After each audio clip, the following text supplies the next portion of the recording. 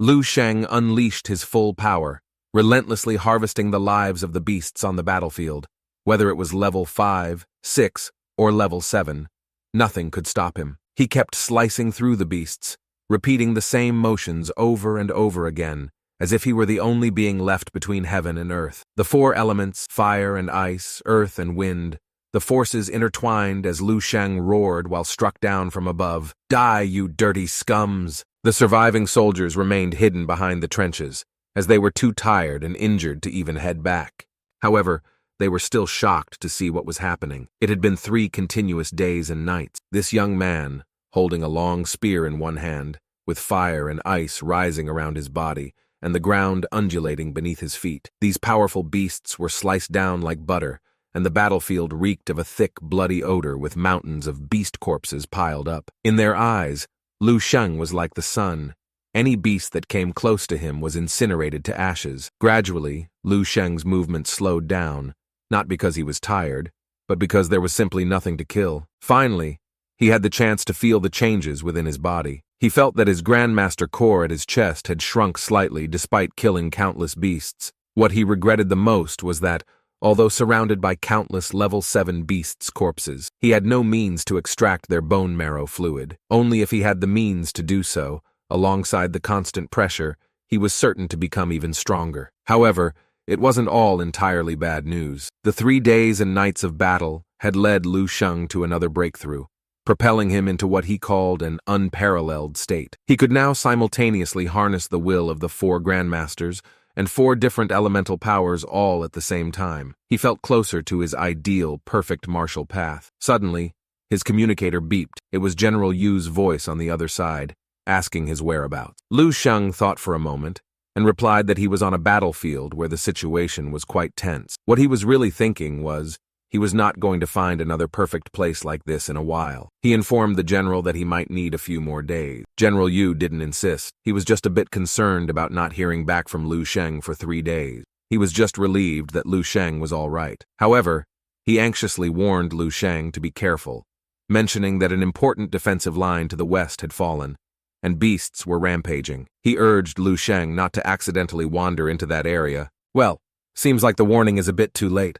Our boy is already here grinding free experience points."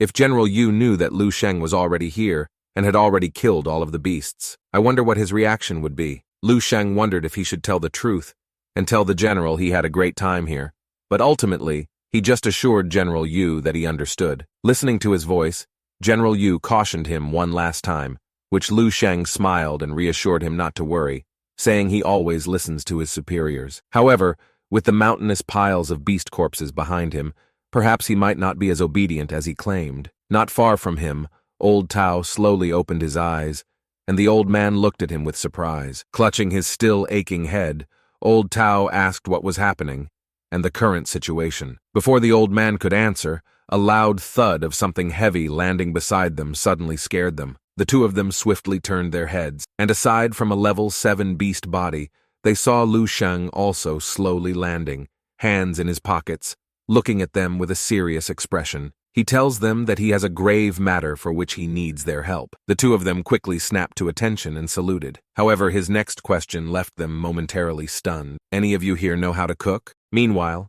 at the Eastern Military 9th Battle Zone Command Headquarters, in a meeting room, everyone was focused on the large screen. The reporter had finished presenting the situation and the detailed casualty statistics. A middle-aged man in a dark blue military uniform with jet black hair while wearing an eye patch began to speak. This was He Dingjun, one of the 4 top generals of the entire military. After listening to the report, he noted that although the double S-rank cavern uprisings were not caused by human error, it had revealed some issues in the Eastern Military District's ability to guard and monitor the caverns. He expressed his desire for everyone to enhance their vigilance and protective measures in the future. As for the performance of their 9th Battle Zone's general stars, he was not very satisfied and hoped to have a discussion with them soon. One of the officers took notes and nodded respectfully, stood up and saluted, saying he would arrange it right away. However, He Dingjun glanced at him and asked why the rush, as they still had a major issue to talk about.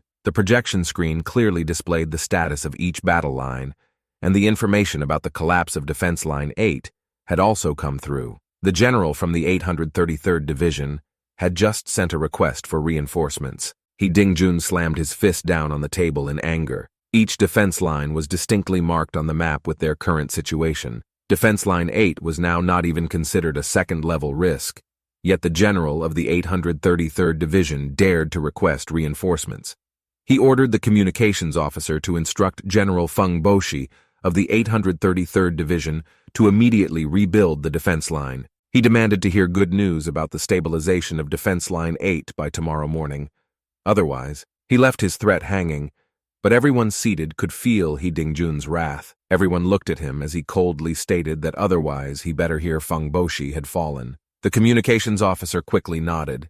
Hearing such a request for reinforcements from an incompetent division general infuriated him. To think that out of the 20 general stars under his direct command, 12 of whom have passed since the start of the battle, all of them with the strength of a 7th-level grandmaster and possessing substantial military leadership potential, were a huge loss. Just thinking of this made his heart bleed. Looking at the entire map, which was pretty much all covered in red, the sudden cavern uprising had brought severe casualties to all defense lines. Damn these caverns, he cursed angrily. However, he suddenly noticed something different on the map. Division 1182 was the only area that was marked green, meaning they were holding off. He pointed and asked, "Who is in command here?" One of the officers explained that it was General Yu in command. According to the battle reports, they were not only performing excellently, but even had the capacity to support surrounding defense lines, a fact corroborated by other divisions as well. Dingjun, upon hearing General Yu's name, suddenly remembered something. He recalled that an exceptional candidate for the Marshal Saint program was recruited by General Yu. What was his name again? Oh right, it's Lu Sheng. His mood brightened a bit and he started smiling. He had seen all of Lu Sheng's files.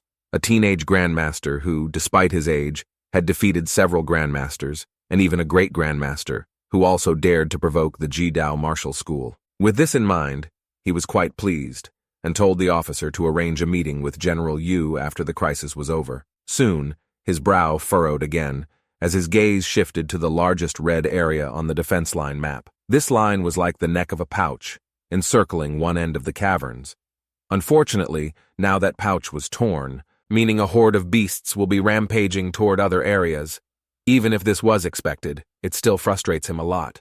Ever since the appearance of the caverns, their defense lines had been pulling back bit by bit, and the sanctuaries of humanity were diminishing every single day. He let out a sigh and instructed the officer to pull up live footage of the scene. Quickly, an image appeared on the large screen. A battlefield drone provided aerial views of the battlefield, but to his surprise, he didn't see any beast. This was strange. Wasn't the defense line breached? He hurriedly asked the officer to switch the camera angle to see what exactly had happened.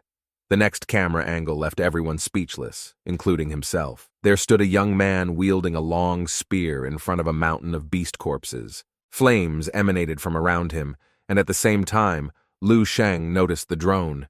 He suddenly turned to look. Dingjun was shocked for a moment. Could it be that this man alone had held off the beast all by himself? Excitedly, he grabbed the officer next to him, shaking him vigorously. He needed to know who this person was right away. Meanwhile, in a barren wilderness elsewhere on the front line, a girl with dual blades had just pierced another beast from the back, marking her 4th kill. She wiped the sweat from her forehead and reported into her radio that she had taken down 3 level 5 and 1 level 6 beasts, and it seemed normal around here. Another report came in from her side saying they had also dealt with 2 beasts, and it also seemed normal there. Listening to her team's report, the girl informed her squad that they were about to reach the site of the collapsed defense line and told everyone to prepare to regroup. Standing atop the corpse, she looked into the distance, quite puzzled. People said to her that the defensive line had collapsed.